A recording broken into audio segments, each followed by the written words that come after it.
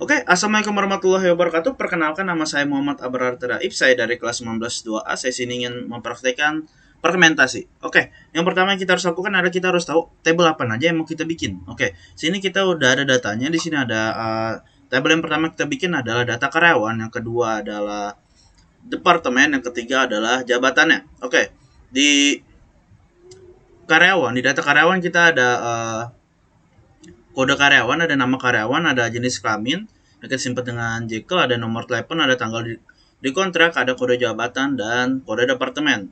Yang dimana kode jabatan dan departemen diambil dari kode departemen dan kode jabatan. Oke, di sini kita selanjutnya ada tabel selanjutnya ada departemen. Departemen sini ada kode departemen, nama departemen dan kode manajer. Oke, di sini juga ada tabel selanjutnya kita mempunyai nama jabatan. Di sini ada kode jabatan, nama jabatan, dan gajinya. Oke, yang pertama kita harus lakukan adalah seperti biasa kita harus buat database terlebih dahulu. Oke, yang pertama kita langsung aja menggunakan create database. Oke, setelah kita menggunakan create database, kita langsung aja. Nah, saya membuat di sini database namanya pegawai. Habis itu saya akan use pegawainya. Oke, setelah itu kita akan observasi nih. Saya di sini membuat nama table adalah table departemen, pakai T ya. Saya daripada table departemen kita bikin table departemen. Sesuaiin di sini kita bikin create table departemen, ada kode departemen saya pakai varchar 5. Kenapa varchar 5? Karena di sini kita lihat di datanya hanya menggunakan 5 saja. Kita ikutin data aja ya. Kalau kita mau bikin database, kalau udah udah kayak gini, udah gampang sebenarnya. Kalau udah kayak seperti ini dia udah gampang untuk paling kita nebak ini lebih gampang gitu, daripada kita harus membuat dari awal, kita harus mikirin ini berapa. Tapi ketika udah ada nih datanya, tinggal kita implementasi, tinggal kita masukin ke database, kita hanya tinggal melihat datanya seperti apa. Oke, sini ada kode departemen pakai varchar 5, di sini nama departemennya pakai varchar 20. Kenapa varchar 20? Padahal ini nggak nyampe 20, tapi kita akan agar dia lebih reusable, biar bisa jangkaunya lama, maka kita 20 gitu. Siapa tahu nanti kan ada yang panjang namanya kan gitu. Mesti kode manager varchar 5 juga. Kenapa varchar 5 ya? Sama kayak tadi, karena kita lihat sini datanya hanya menggunakan 5 doang. Gitu. Terus kita di sini kita kode departemennya menjadikan dia primary key karena dia yang unik. Kenapa nggak kode manager? Karena kayak kode manager tidak terlalu digunakan gitu. Karena sini nama table aja departemen, masa itunya kode manager. Oke. Setelah itu kita langsung aja kita create. Oke. Kita berhasil. Langsung aja kita create selanjutnya adalah kode jabatan. Nah, kita lihat sini kode jabatan ada berapa? Ada 3 nih kan, ada 3, ada fieldnya, ada kode jabatan, nama jabatan, dan gaji. Nah, terus gimana cara membuatnya? Ya udah sama aja kayak tadi, kita menggunakan ini varchar ya kan, kode jabatan varchar 5 sebagai primary key-nya, terus nama jabatan varchar 20 dan gaji INT. Kenapa INT? Kenapa nggak terus INT 5, INT 6? Atau pakai varchar? Ya karena gaji itu kan kita akan mengakumulasikan pada akhirnya sesuai dengan apa yang kita mau kan. Jadi kita INT agar dia bisa diakumulasikan. Bisa juga pakai double, tapi kalau double kan lebih gede size-nya, tapi kita pakai INT yang 11 ya, maksimalnya mungkin sekitar 11 itu hampir 1 M mungkin. Ber 1 M lah itu. Nggak nyampe 1 M, sekitar ratusan juta gitu. Oke, selanjutnya setelah selesai menulisnya, kita tinggal di create. Oke, selanjutnya adalah data karyawan. Oke, sabar saya kecilin dulu ininya. Oke, habis itu tabel karyawan. Nah, tabel karyawan ini kita mempunyai banyak ya fieldnya. Di sini ada karyawan, ada kode karyawan, nama karyawan, jenis kelamin kita singkat dengan Jekyll, nomor telepon, ada tanggal di kontrak, sama kode jabatan dan kode departemen. Nah, yang di sini yang harus kita pahami adalah kode departemen dan kode jabatan adalah foreign key. Kenapa harus menggunakan foreign key? Agar cocok. Karena kalau tidak menggunakan foreign key, nanti malahan data yang kita masukkan salah, dan kita nggak tahu itu salah apa benar gitu. Jadi kita harus menggunakan foreign key. Oke. Di sini kita langsung aja kita bikin foreign key-nya.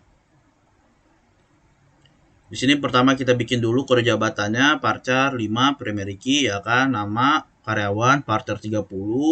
Habis itu Jekyll pakai enum. Kenapa pakai enum?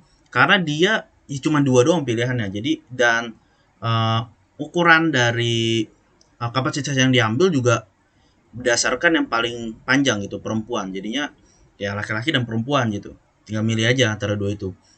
Udah jelas gitu, dan dia nggak akan tiba-tiba jadi LKK, jadi tiba-tiba ada yang bisa typo yang nggak akan langsung masuk gitu. Jadi dia udah divalidasi terlebih dahulu. Oke, di sini ada nomor telepon, kita parter 15. Kenapa parter 15? Karena terkadang ada yang pakai plus 62 kah, plus ini kah.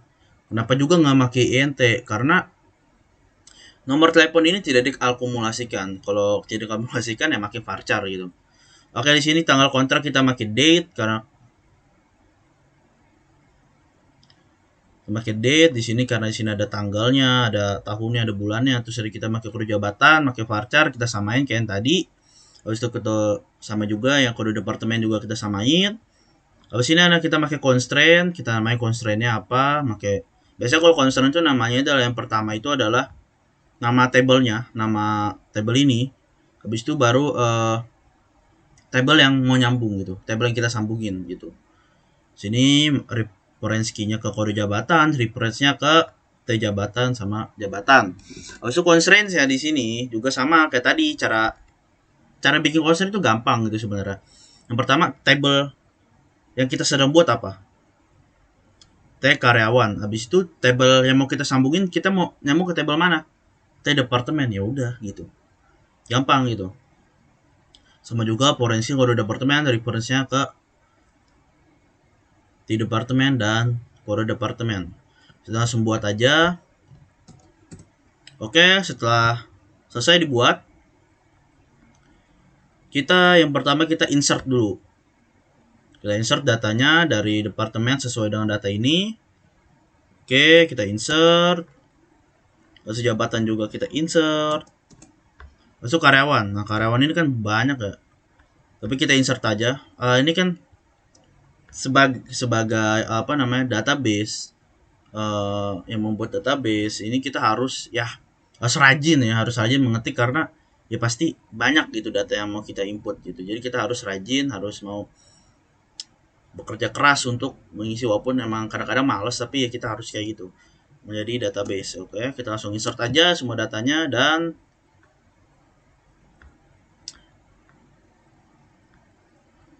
oke, kode jabatan belum bikin data. Oke.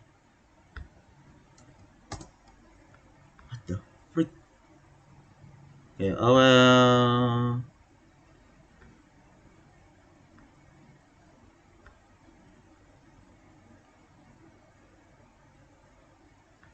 oh iya, sini ternyata kurang sebiji ya guys ya. Kita bikin, aduh sabar, aduh. Langsung aja set. Oke, udah benar. Langsung aja. Oke, setelah kita masukin semua, kita langsung aja membuat fragmentasinya.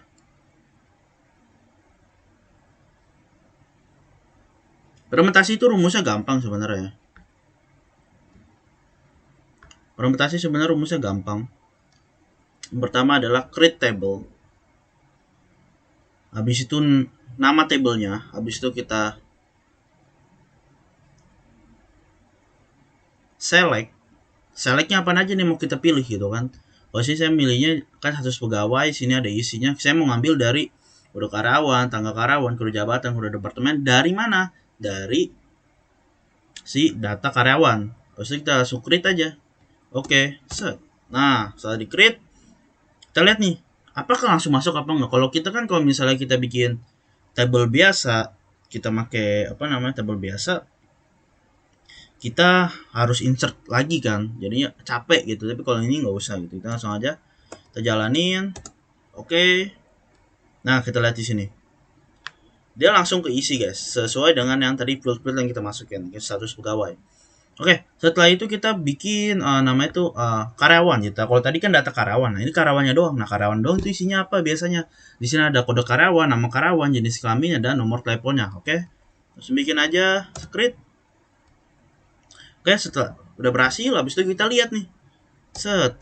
Nah, maka di sini ada kita punya table karyawan. Di sini ada kodenya, ada namanya, ada jenis kelaminnya, ada juga nomor teleponnya. Nah, setelah itu kita mencoba menggabungkan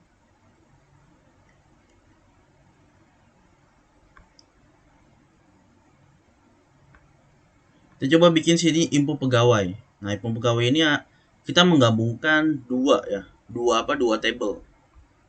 Nah, kita di sini info pegawai, di sini kita punya karyawan, ya kan? Yang kita ambil dari karyawan, terus kita ada namanya, terus juga ada Jekyll, nomor telepon, tanggal kontrak, kode jabatan, kode departemen. Dari mana kita ngambil? Dari karyawan dan status pegawai.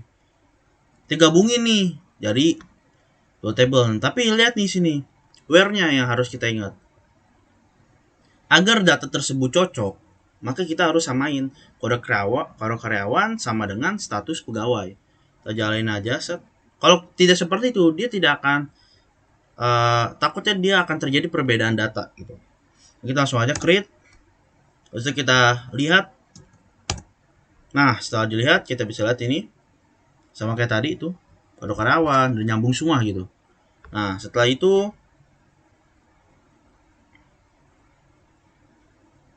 kita mau melihat karyawan yang lama gitu, karyawan yang udah berjasa, yang udah bertahun-tahun di sini gitu. Nah, kita mau itu yang di kurang dari 2010 atau sama dengan 2010 gitu. Kita mau lihat karyawan-karyawan lama tuh siapa aja gitu kan, yang udah mungkin mau dinaikin gaji atau mungkin sebagai mau dibikin bingkai gitu kan.